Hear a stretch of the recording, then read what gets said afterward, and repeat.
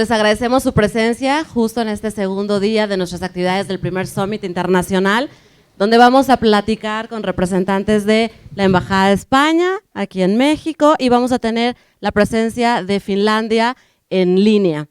Bueno, vamos a tratar temas sobre innovación y formación. Justo, estos son dos temas muy importantes del quehacer institucional. Por ello, tenemos que tener en cuenta que la formación de todo el personal de nuestro instituto es de vital importancia, desarrollar sus capacidades, sus habilidades, sus actitudes. ¿Para qué? Para que nos lleve justo a cambiar la innovación educativa en nuestras aulas. Por lo tanto, tenemos que saber cómo vamos a atacar, cómo vamos a transformar lo que estamos haciendo. Para ello, me voy a permitir dar lectura a una pequeña semblanza de nuestros expertos que el día de hoy nos acompañan. Tenemos aquí presencial al consejero Juan Vicente Pérez Hernández. Él es de la Embajada de España en México. Él nació en Alicante, España, en 1960, hasta su toma de posesión como consejero de Educación de la Embajada de España en México en marzo del 2022. Ha ejercido como inspector de educación en las Islas Baleares, Mallorca e Ibiza.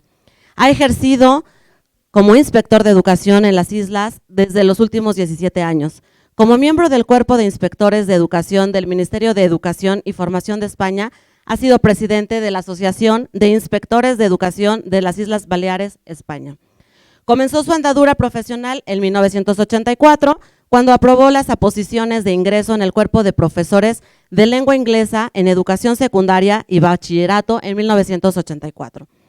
Habiendo ejercido su labor docente en diversos lugares de España, fue director de la Escuela Oficial de Idiomas de Ibiza de 2000 a 2005 y jefe de estudios en 2 institutos de educación secundaria en Mallorca en la década de los años 80 y 90. Asimismo, ha sido profesor asociado de la Universidad de las Islas Baleares de 2000 a 2005 en las asignaturas de Didáctica de la Lengua Inglesa, Literatura Inglesa y Practicum de los Estudios de Magisterio, formador de docentes y equipos directivos de centros educativos entre 99 y 2021. Se ha dedicado también a la enseñanza y dirección de teatro escolar juvenil, habiendo publicado textos teatrales y ganado diversos premios en dicho ámbito. Es también autor de un libro de relatos, Lo inesperado esperamos, publicado en España en 2020. Muy bienvenido, maestro.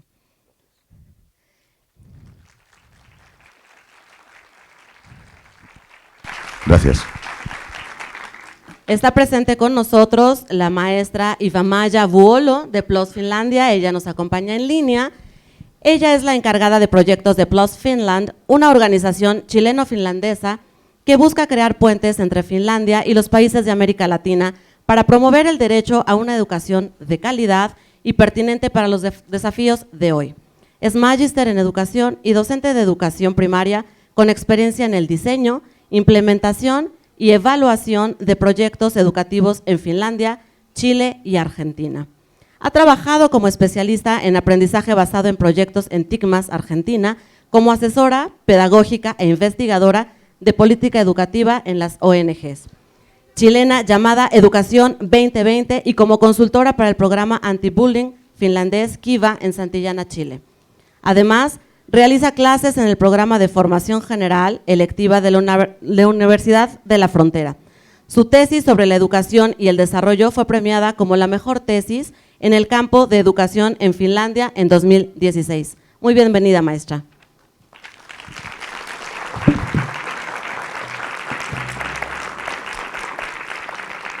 Pues para dar inicio a este conversatorio internacional, quiero pedirles un súper favor, que ustedes se apropien de este conversatorio, tanto las personas que nos acompañan en línea como los propios que estamos aquí presentes, para hacerlo más cálido.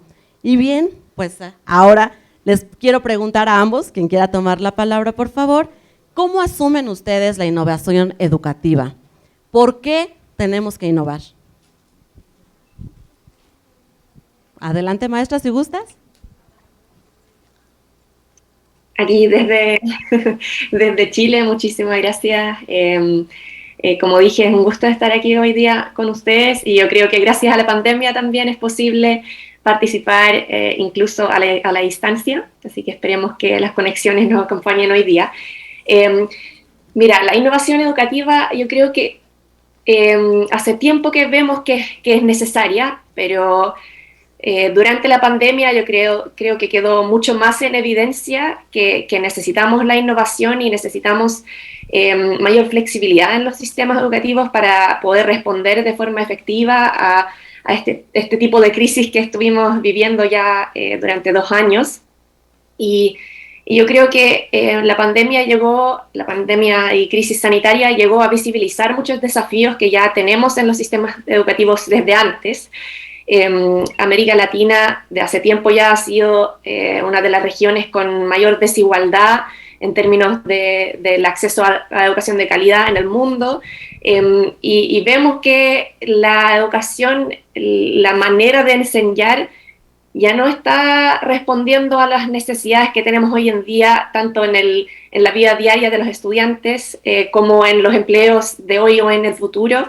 Vemos que necesitamos poner más foco en las habilidades transversales, en el desarrollo integral de las personas y poder de alguna forma motivar a nuestros estudiantes tanto en las salas de clases, en clases presenciales, como en las clases virtuales que hemos estado desarrollando durante este tiempo de pandemia, y yo creo que las tecnologías también llegaron para quedarse. Entonces vemos que la innovación educativa es muy necesaria, y como yo veo a la innovación educativa es en el fondo cualquier forma de enseñar y aprender que nos conecta de una forma distinta con nuestros estudiantes y que logre aprendizajes profundos, significativos para nuestros estudiantes. No solamente tiene que ver, por ejemplo, con las tecnologías, sino que en las formas, como nosotros organizamos las formas de aprender y enseñar también, y que nos permitan poner a cada estudiante en el centro de los procesos de aprendizaje y que también se puedan hacer cargo de sus propios procesos de aprendizaje y seguir aprendiendo a lo largo de su vida. Eso es como yo entendería la innovación educativa en general. Muy bien, muchas gracias. Maestro, cuéntanos, para ti, ¿qué es la innovación? A ver, yo lo primero que quería decir es que le he dado la palabra primero a mi compañera de Finlandia, porque si hablamos de innovación y Finlandia, pues tenemos que ponernos de pie, porque es el país de referencia a nivel mundial. Creo que en España no queda ninguna autoridad educativa que no haya ido a Finlandia a ver qué es lo que se está haciendo.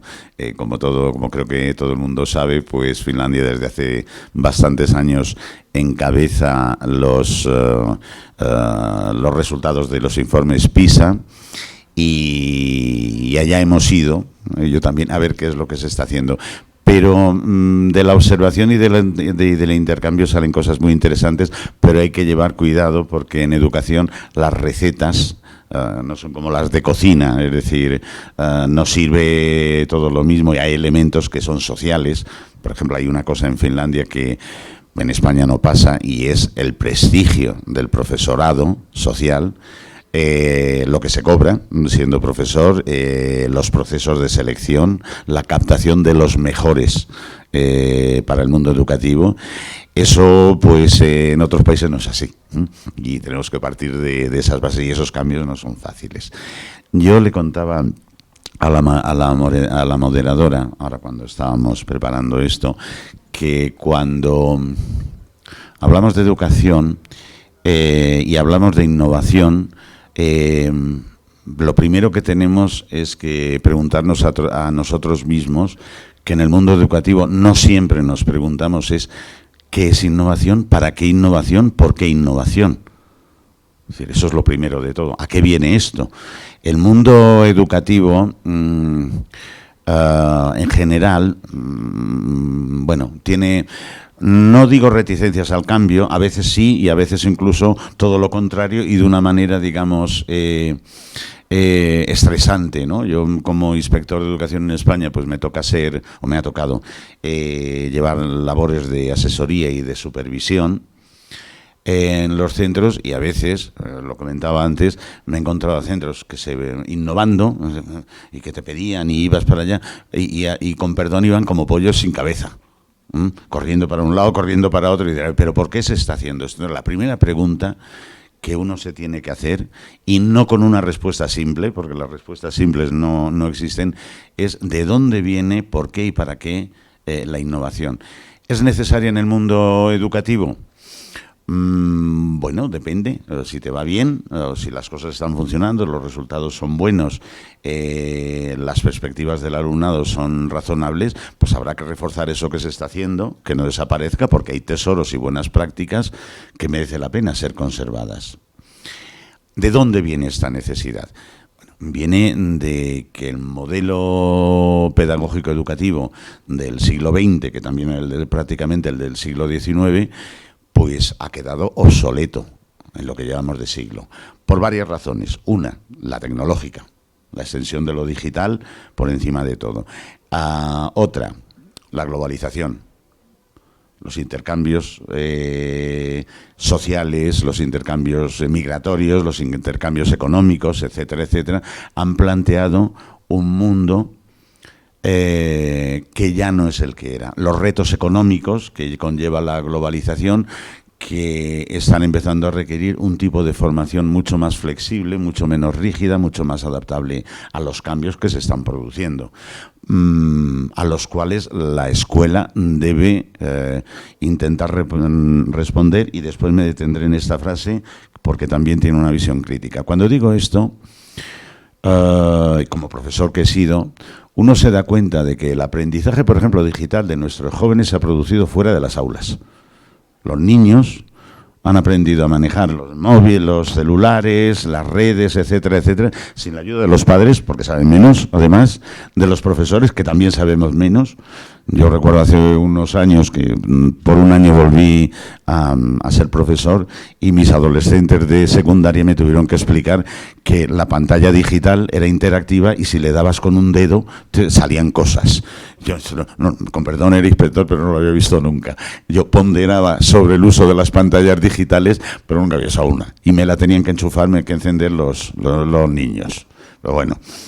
Quiero decir que en el impulso tecnológico, en la difusión y en la extensión de las redes digitales, las escuelas han jugado un papel secundario, y eso ha conllevado en determinados elementos a malos usos de la propia tecnología, porque han aprendido los chicos solos.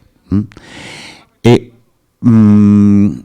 es lo que pasa con estas cuestiones? Cuando he dicho que la escuela, y ya me paro, que la escuela debe atender a todos los retos de la sociedad.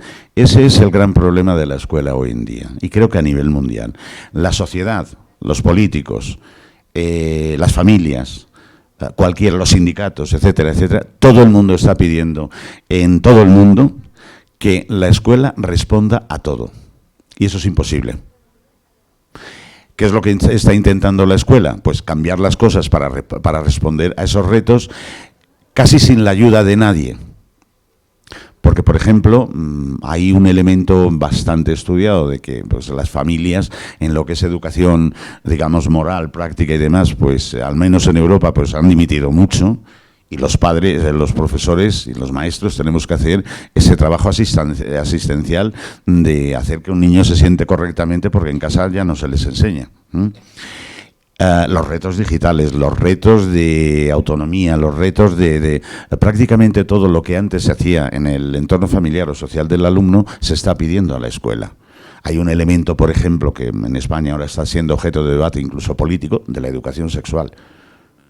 Nadie educa sexualmente, se pide que lo hagan las escuelas, y las escuelas a veces se ponen a hacer cursillos, y hay padres que denuncian y llevan a los tribunales a profesores, porque dice, incluso la semana pasada ha salido, es que un partido político que decía que si había educación sexual en las escuelas se estaba fomentando la pornografía. Pero claro, el número de embarazos juveniles es cada vez más grande, porque no hay educación sexual. La pregunta es, ¿la escuela tiene que responder a todos los retos de la sociedad? La respuesta es, hombre, no debería ser, pero no queda más remedio. Es decir, aunque la escuela se oponga, da igual. Nos lo van a exigir igual. Te va a venir un padre pidiendo que su hijo haga esto, te va a venir un compañero, te va a venir una autoridad académica y te va a exigir resultados, te va a exigir que los chicos sean multifunción. Y por tanto el profesor se tiene que convertir en multifunción. Y en ese sentido, ya luego comentaré alguna otra cosa, la profesión del profesor en relación a la tecnología se ha convertido en una profesión por inventar. Está por hacer. Hay grandes ejemplos, no todo el mundo está igual, pero como profesión hoy en día es nueva en relación a la innovación, y mi particular y humilde opinión, y en la parte además que me ha tocado observarlo y colaborar, pues creo que está por hacer. Y ahora es una profesión apasionante, pero muy difícil. Muy bien, pues con lo que acabamos de escuchar, creo que nos lleva a nuestro siguiente planteamiento. Evidentemente, los esquemas que tenemos de educación son totalmente diferentes, Finlandia, España, México. Sin embargo, creo que todos nos enfrentamos a retos, a obstáculos. ¿Me podrían platicar cómo es que ustedes los han atacado desde su experiencia? Maestra. Muchas gracias por la pregunta y también ahí por la mención a Finlandia anteriormente. Seguramente varios de ustedes han escuchado de la educación finlandesa y de esta fama en las evaluaciones internacionales, y en realidad hay muchas cosas que se están haciendo bien claramente en términos de innovación, en términos de aprendizajes, de bienestar estudiantil, desarrollo integral de los aprendizajes. Pero por supuesto que también hay desafíos, y también hay desafíos comunes, y a veces nos pasa, desde Plus Finland nosotros estamos adaptando distintas soluciones educativas de Finlandia al contexto latinoamericano, y a veces nos pasa que la gente se imagina algo así totalmente de otro mundo cuando hablamos de educación finlandesa, que estamos trabajando con robots y con recursos que son inalcanzables. Y en realidad, muchas veces la educación finlandesa, sus fundamentos son bastante básicos, tienen que ver con el aprendizaje del estudiante, tener al estudiante en el centro, y dar mucha capacitación y autonomía a los profesores para que ellos se puedan hacer cargo de los desafíos que enfrentamos en la sala de clases. También las soluciones y la pedagogía finlandesa se basa fuertemente en la investigación de las neurociencias, investigación sobre cómo aprendemos nosotros como seres humanos, y por eso también nosotros hemos visto que es muy posible adaptar a distintas soluciones de Finlandia a distintos contextos del mundo. Hay muchísimas organizaciones que nosotros representamos de Finlandia, y ofrecemos sus soluciones y funcionan independiente del contexto, porque en el fondo los procesos cognitivos son muy compartidos, independiente del contexto. Necesitamos que pasen ciertas cosas para generar aprendizaje profundo y significativo. Quería comentar eso como en general de la educación finlandesa, y los desafíos, yo creo que como ya vimos anteriormente, son múltiples hoy en día. Tenemos los desafíos más como en el día a día de las escuelas, que vemos que los estudiantes están desmotivados, los resultados de aprendizaje en el contexto latinoamericano, por ejemplo, no están en lo que esperaríamos. La mitad de los estudiantes no tiene tiene pobreza de aprendizaje, lo que significa que no entienden, por ejemplo, frases, los significados de frases simples, y como las competencias básicas donde necesitamos trabajar, hay muchos desafíos que tienen que ver también con la calidad educativa, y la motivación de los estudiantes es fundamental ahí. Tenemos que buscar estrategias que puedan motivar a los estudiantes, y también los desafíos complejos de la sociedad que van más allá, como también estábamos hablando. Por ejemplo, el cambio climático. Ya no es suficiente saber, por ejemplo, de lenguaje en matemática, estas cajitas que tenemos en educación, donde solamente trabajamos 45 minutos, 60 minutos en una asignatura, después cambiamos los lentes, y nos movemos a otra sala a hablar de otra cosa, y a los estudiantes muchas veces les cuesta encontrar las conexiones entre los distintos ámbitos, los distintos conocimientos, y los desafíos de hoy en día, los desafíos complejos que estamos enfrentando como sociedades, requieren de una mirada más integral.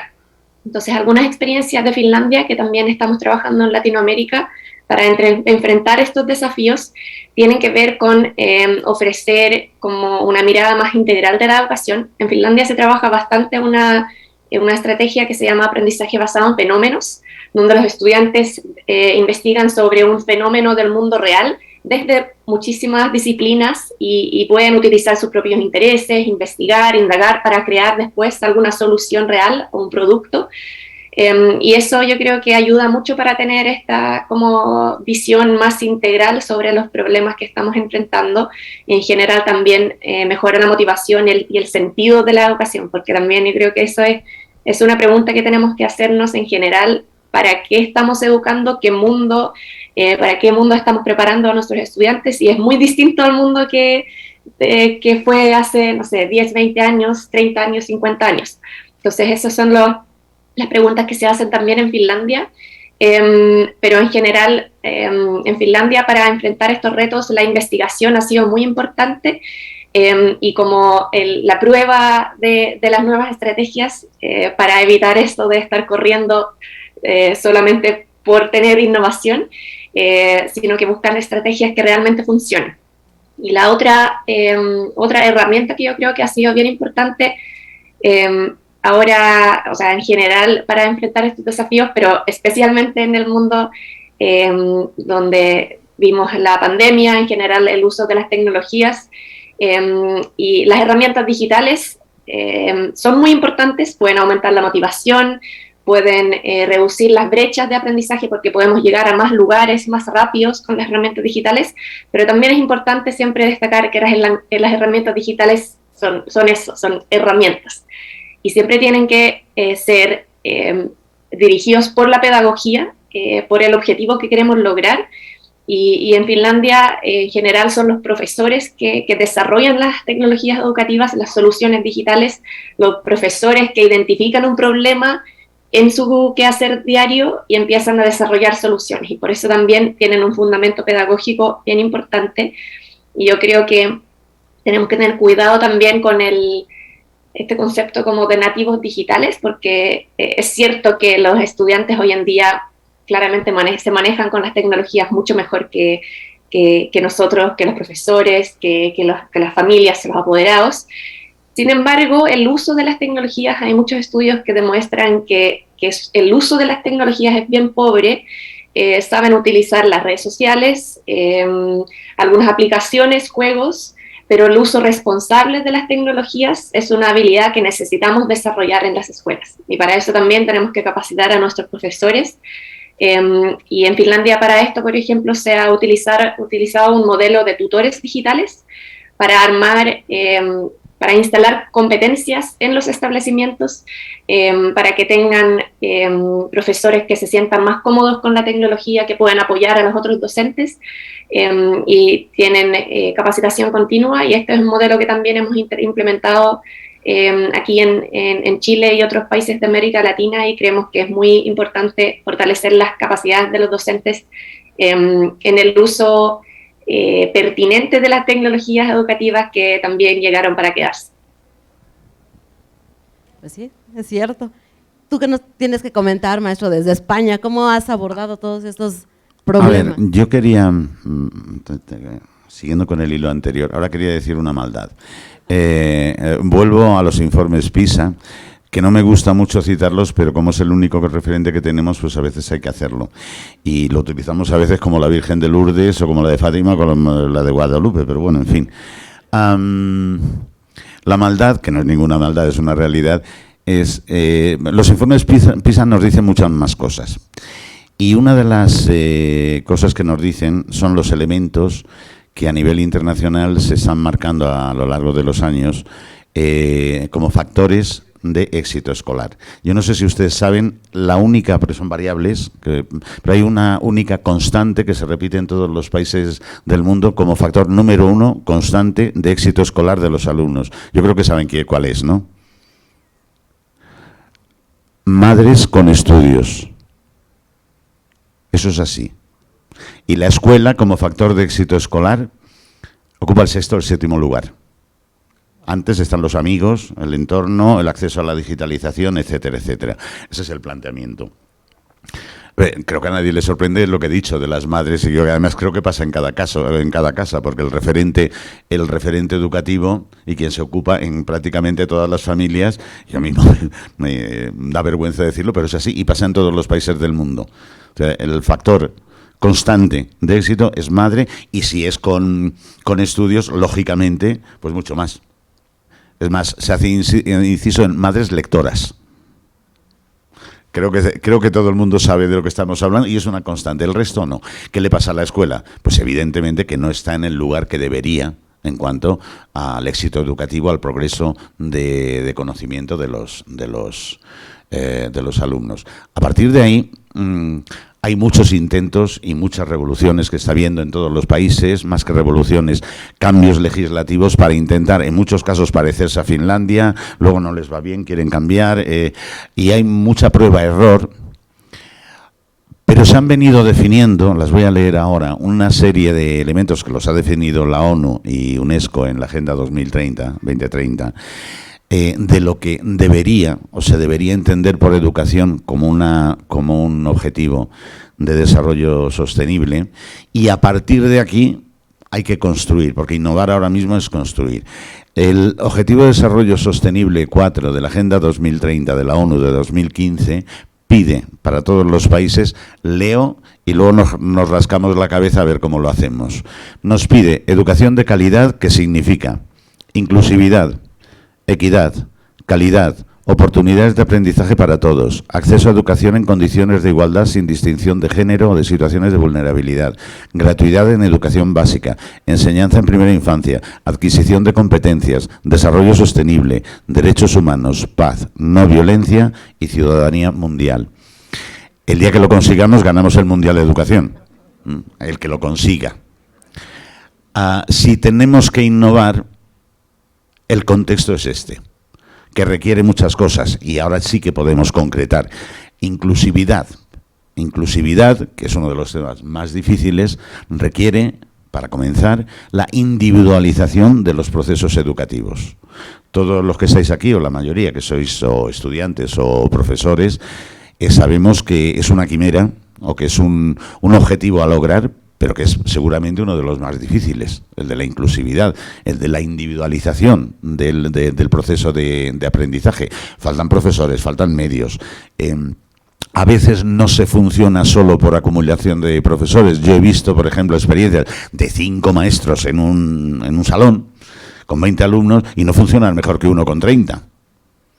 Depende de esos 5 y depende de ese 1 y depende de eso. Es que, claro, hay muchos contextos. Hablamos de equidad. Equidad no es exactamente igualdad, sino dar a cada uno lo que se necesita. Eso requiere diferentes también ritmos de aprendizaje, que tiene que ver con lo que había dicho mi compañera de cómo está la neurociencia. Calidad son recursos, calidad son acceso para todos. Oportunidad de aprendizaje para todos y a lo largo de la vida, que es un concepto que hoy en día está en todas partes. El aprendizaje, evidentemente, es a lo largo de toda la vida. Mi compañera hablaba antes de los nativos digitales y de los inmigrantes digitales. Los que somos inmigrantes digitales hemos tenido que mandar un camino tremendo. Yo en 1996 una compañera me envió a una computadora a sacar una lista que estábamos haciendo los grupos. Estaba histérica, que tenemos mucha prisa, no sabía nada de esto, no volví y al cabo de una hora, ¿por qué no me traes la lista? Yo no sabía que una computadora se enchufaba, que había que la caja de abajo, la CPU que se llama, tenía que ver con la pantalla de arriba. No me lo había enseñado nadie y hacía una hora estaba dando vueltas al monitor. A ver por dónde. Quiero decir, hemos recorrido un largo camino, esa adaptabilidad, porque están cambiando pues los procesos, la necesitamos volcar en la escuela. Las situaciones de vulnerabilidad, es decir, el acceso a la escuela de todo el mundo y las situaciones de vulnerabilidad requieren innovación. Vuelvo a lo mismo, atención expresa. En España hemos tenido un fenómeno inmigratorio muy importante en los últimos 20 años, al punto de que determinadas regiones, como de la que yo procedo, las Islas Baleares, ahora mismo prácticamente el 20% de la población es inmigrante. Y eso ha hecho que las escuelas pues tengan este mismo porcentaje, pero en según qué zonas llegan al 40%. Yo he sido inspector de escuelas de primaria con 52 nacionalidades de 150 niños. Y nacionalidades tan raras como Ceilán, o Sri Lanka, o en fin. ¿Cómo se trabaja esto? Pues el proceso de, por ejemplo, se tuvo que crear lo que se llaman aulas de acogida lingüística, para poder incorporar a los niños a las clases, porque en España pues los niños que llegan inmigrantes, independientemente de dónde provengan, es decir, si han venido ilegalmente o no, si han venido en barca, si han por el Mediterráneo, si han venido, todo el mundo tiene derecho a la educación y se le escolariza. Claro, pero nos encontramos con niños que no hablan ningún idioma conocido. Incluso yo me he encontrado con la circunstancia de tener que pedir a expertos lingüistas para saber qué idioma estaba hablando un niño de origen asiático y hablaba uigur, que es un idioma de una etnia. Aprendes sobre la marcha, y conseguir que estos niños en un mes o en 2 meses entren en la dinámica del ritmo de sus compañeros, de sus grupos, pues requiere innovación, por supuesto. Desarrollo sostenible, que es una cosa que sí que en los colegios se ha estado ya trabajando, en temas de reciclaje, en temas de enseñanza ecológica, en temas de energía, etcétera, etcétera. Todos esos son procesos que van requiriendo y que van impactando en lo que llamamos innovación. Algunas de ellas son estrictamente pedagógicas, y cuando digo pedagógicas, digo metodológicas. Es decir, estamos hablando directamente del tema de la inclusividad y de la equidad. Evidentemente no se puede hacer sin ello. A partir de ahí podemos empezar a hablar de cómo concretamos. Hablábamos también de adquisición de competencias. En España ahora tenemos el gran debate, porque ha cambiado la ley educativa no universitaria completamente. Es una ley que se aprobó hace 1 año y medio, pero entra en vigor ahora en septiembre, y hay una situación de ansiedad ahora mismo porque se declara la educación competencial a todos los efectos y en todos los niveles. ¿Qué es lo que pasa? Que el profesorado no está preparado.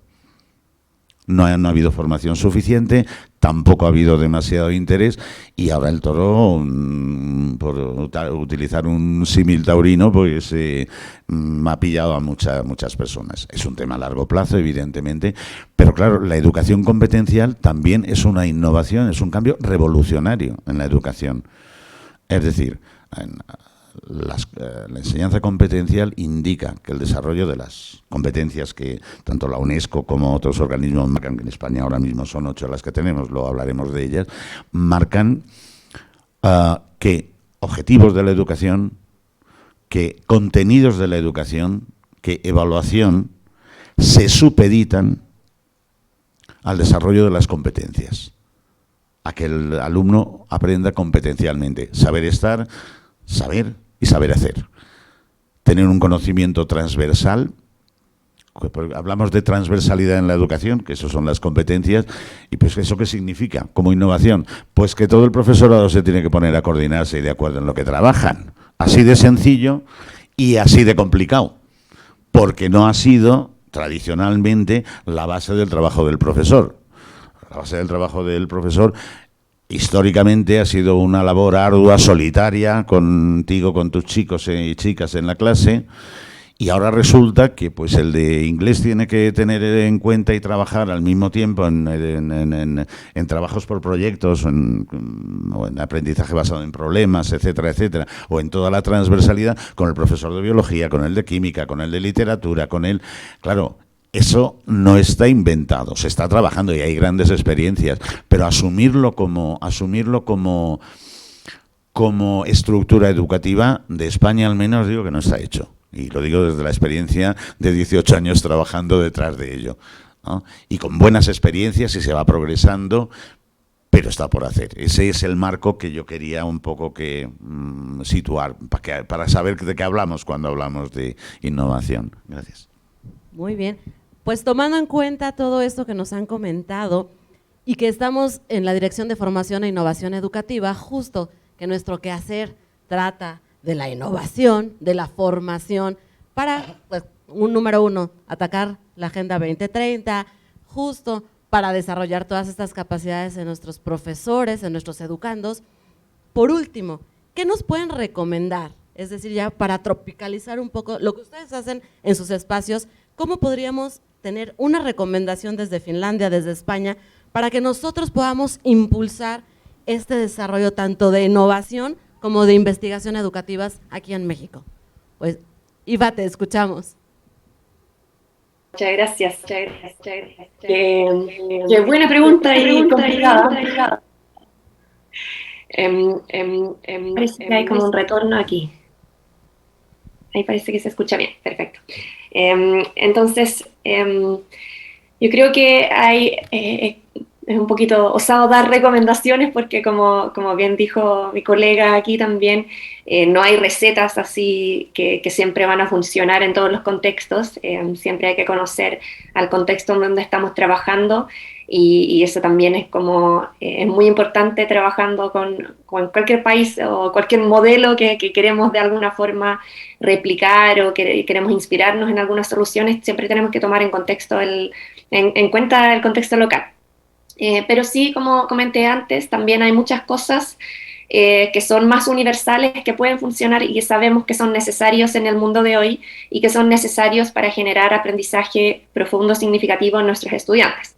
Entonces, tal vez puedo abordar esta pregunta desde esta mirada de que hay cosas que necesitamos que pasen para generar aprendizajes y también desafíos que compartimos en los distintos países que también tenemos que abordar. Yo creo que ahí recién escuchamos bastante del tema de inclusión y personalización, y yo creo que esto es un punto fundamental si queremos generar aprendizaje profundo y motivación en nuestros estudiantes y también entornos de aprendizajes equitativos, inclusivos. En este sentido me gustaría destacar que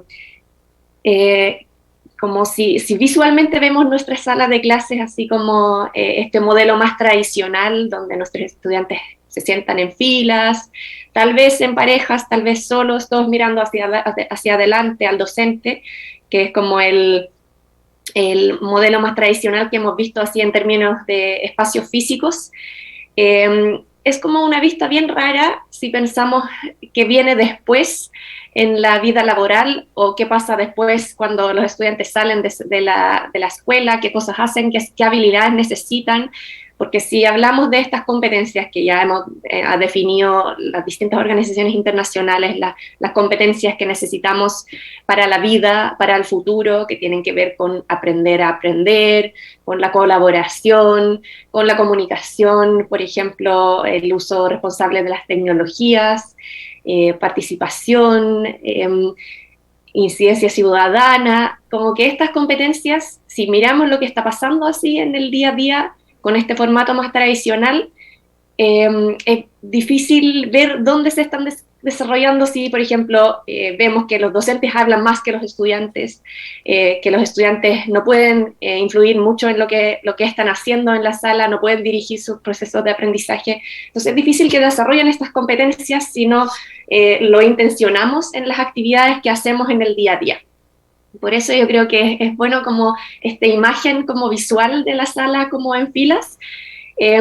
Y yo creo que si miramos, por ejemplo, a los lugares de trabajo así más creativos, actuales, se parecen mucho más a las salas de educación inicial o parvularia, como se quiere decir, donde los niños pequeños están cada uno trabajando en grupos pequeños, resolviendo problemas que tienen que ver con sus intereses, están aprendiendo, haciendo cosas más relacionadas a las cosas cotidianas, y yo creo que tendríamos que volver un poquito como atrás a mirar cómo aprendemos en la primera infancia y también acercar a las escuelas como a esto de aprender haciendo, de descubrir y reencontrarnos con esa alegría que todos tenemos como seres humanos, de querer aprender, de querer seguir aprendiendo, que es algo profundamente humano, pero que a veces se pierde lamentablemente en el sistema escolar.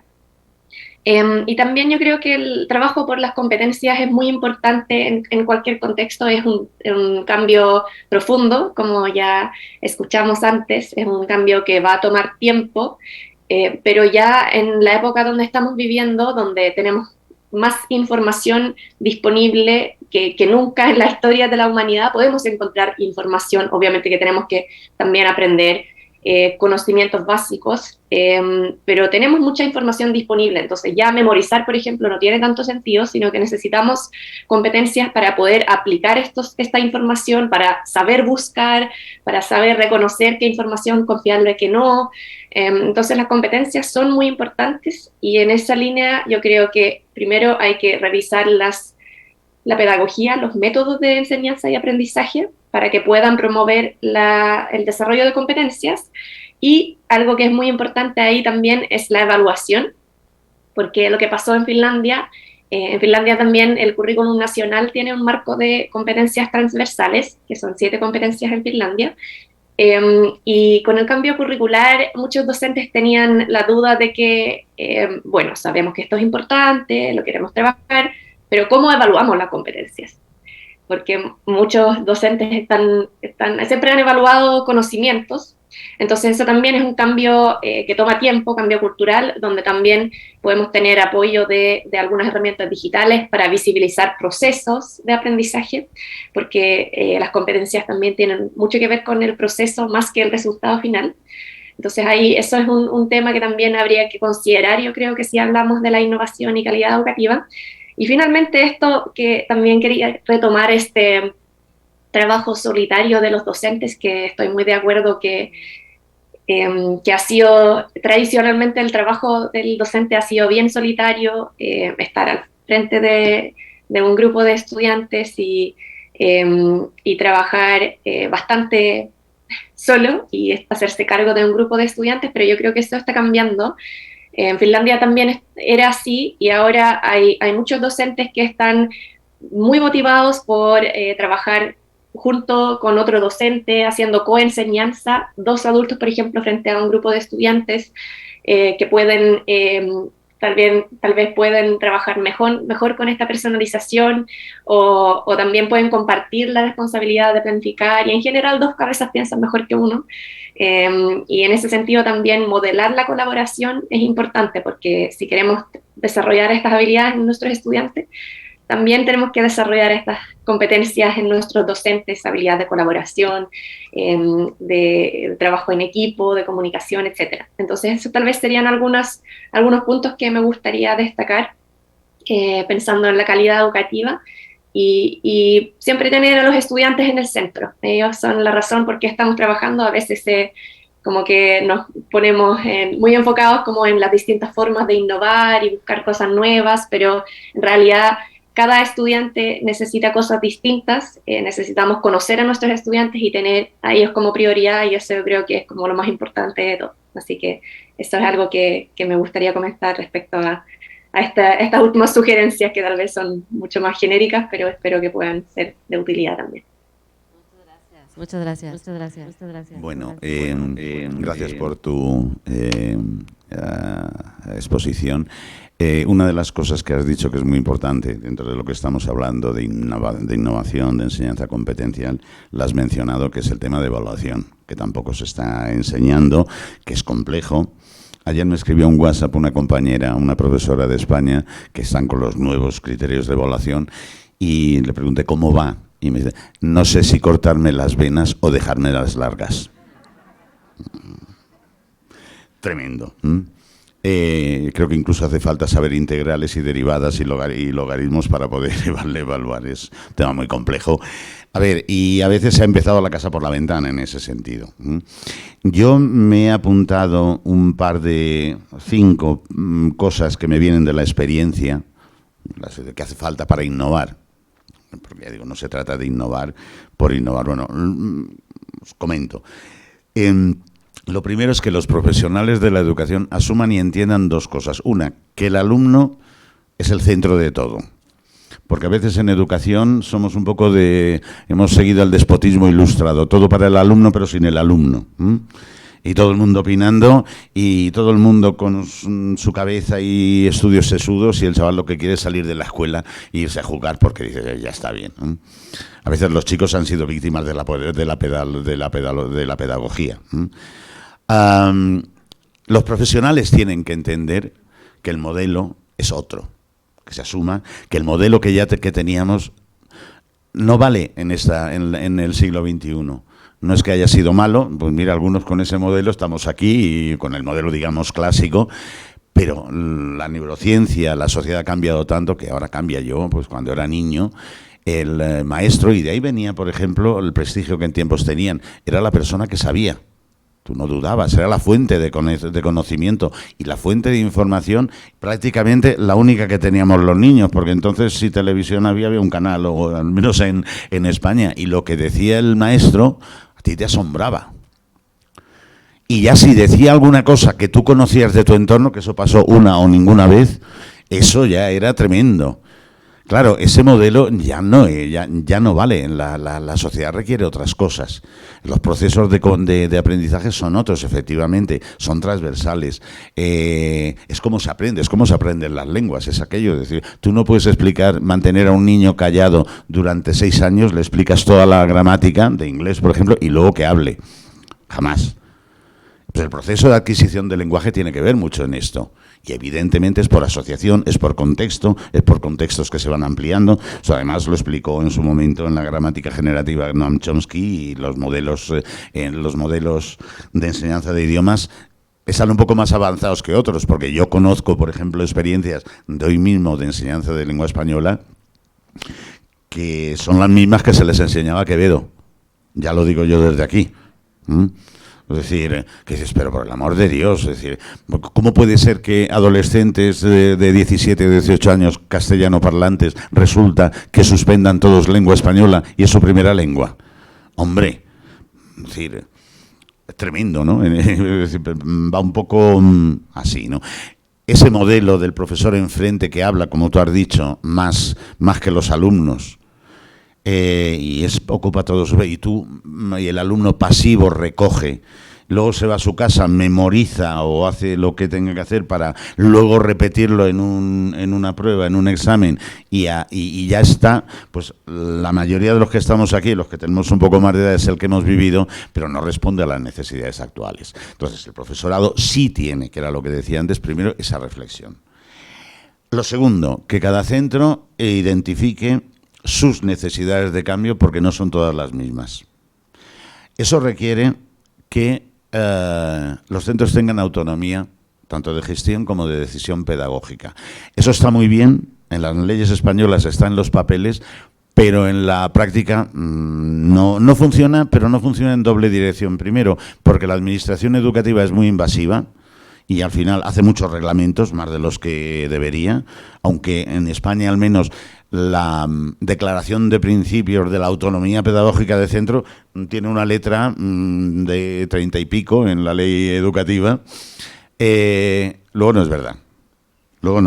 No se acaba de creer. Pero también no es verdad porque los propios centros educativos, los líderes educativos o los gestores, ante cualquier problema van a la administración educativa que se lo resuelvan. Y no se atreven. De todas formas, la autonomía educativa, yo no sé cómo está en México. Yo recuerdo que hice un curso sobre el modelo de calidad total, que se llamaba, que era un modelo económico que se quería aplicar a las escuelas, y trajeron algunos ingenieros de Madrid, de la IBM, a explicarnos cosas de autonomía y tal. Estábamos allí un mes y nos estaban enseñando cómo gestionar el tema de los profesores, el tema laboral. Y nos decimos, oiga, que nosotros, yo era entonces director de un instituto, que no tenemos nada que ver con esto, ni les pagamos sueldo, ni nos dan los que necesitamos, ni tenemos nada que ver. Y nos preguntan los ingenieros de la IBM, entonces, ¿para qué nos han traído aquí? Efectivamente, si tú no tienes ninguna capacidad de gestión de tus profesionales y no la tienes, pues lo de la autonomía, pues estamos hablando un poco de fuegos artificiales, pero eso es así, eso es así. Entonces, las autonomías, que está dentro del mismo punto, deberían sentar las bases de esa autonomía y de un proceso de asesoramiento y acompañamiento del proceso de innovación. En España lo estamos haciendo los inspectores de educación. Es decir, pese al nombre y pese a tener una fama de policía de la educación o de fiscal o de juez, en realidad ya hace tiempo que nos estamos dedicando a tareas de supervisión, de asesoría, de identificación de procesos. Todo eso tiene unas técnicas, la primera de las cuales es motivar a las personas para que lo hagan. Y estaba en reuniones con profesores de un instituto, pues un grande, enorme, con 200, que te reciben el inspector. Entonces, ven un inspector y creen ver a las unidades especiales de tal, ¿no?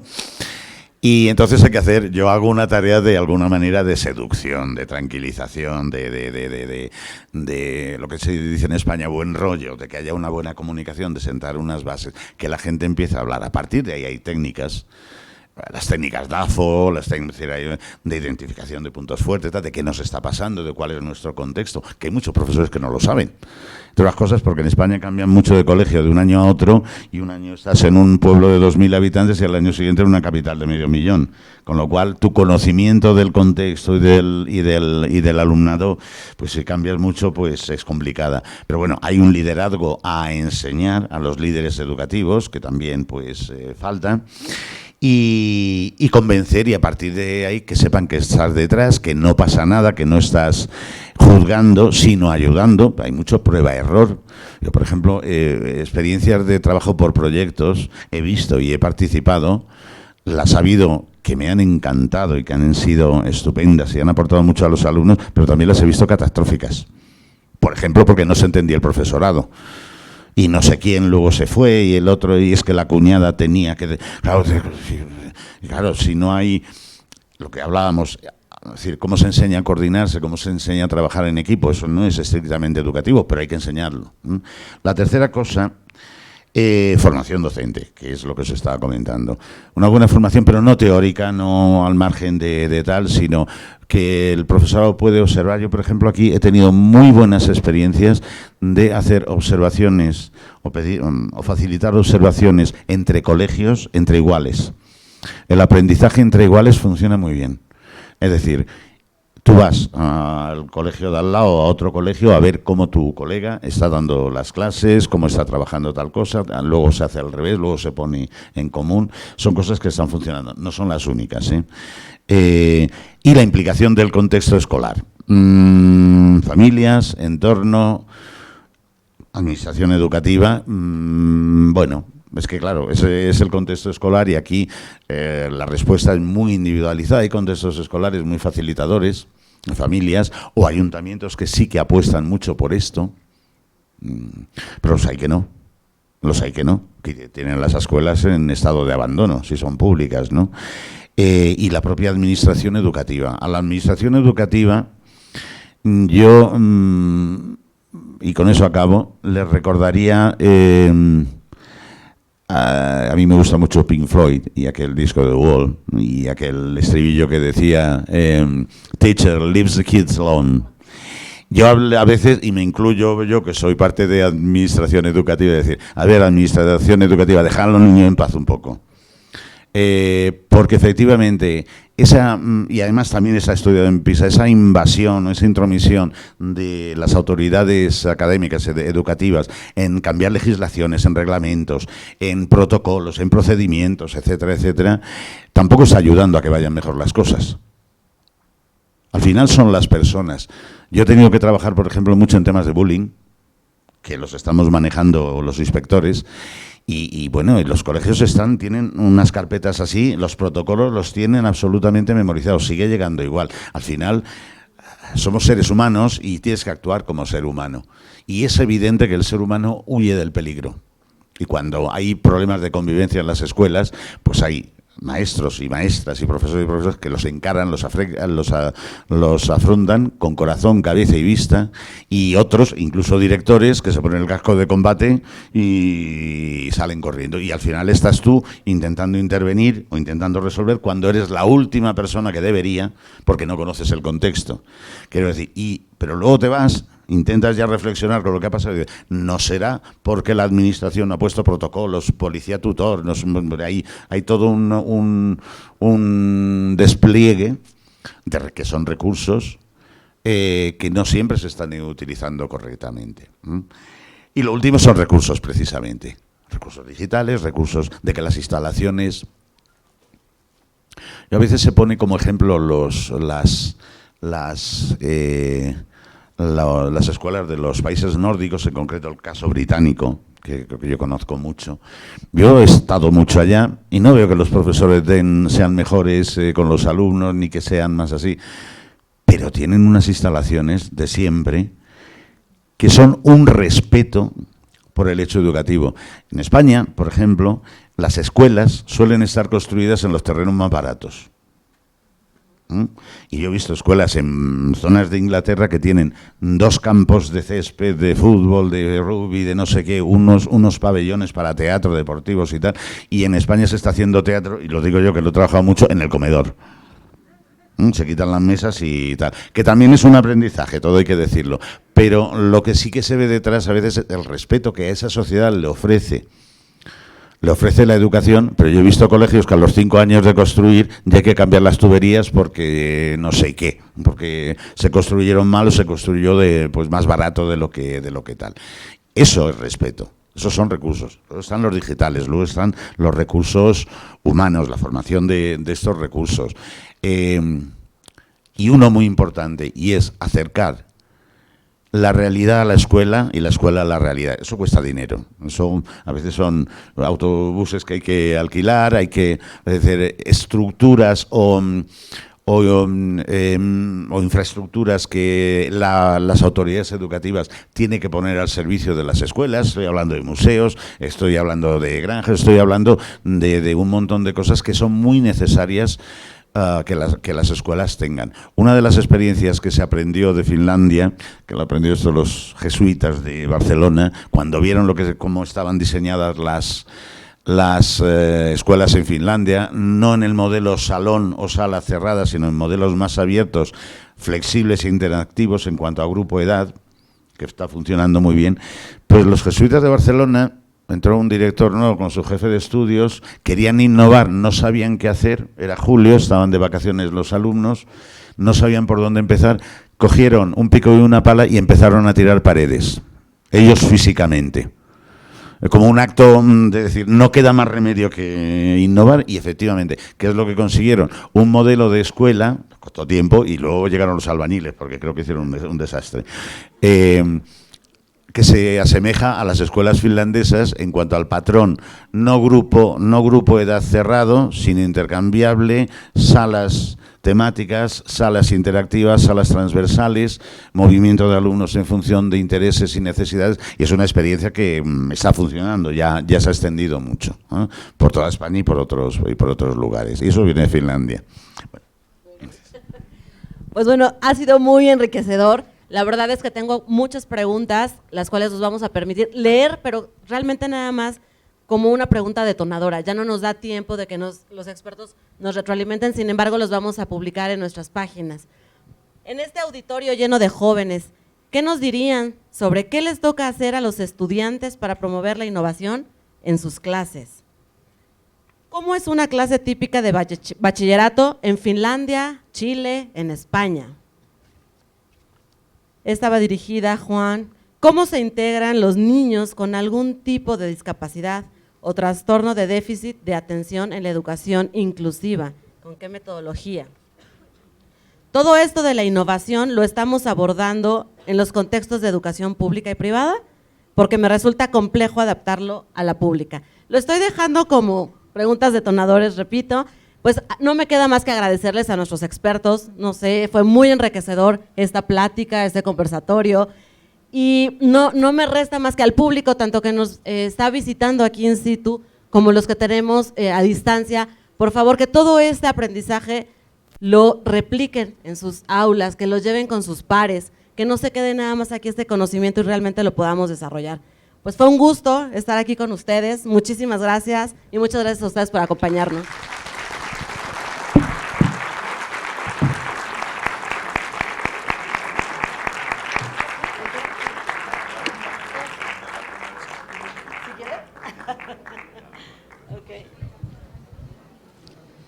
Muchas gracias por su presencia. Me voy a permitir dar lectura a la constancia de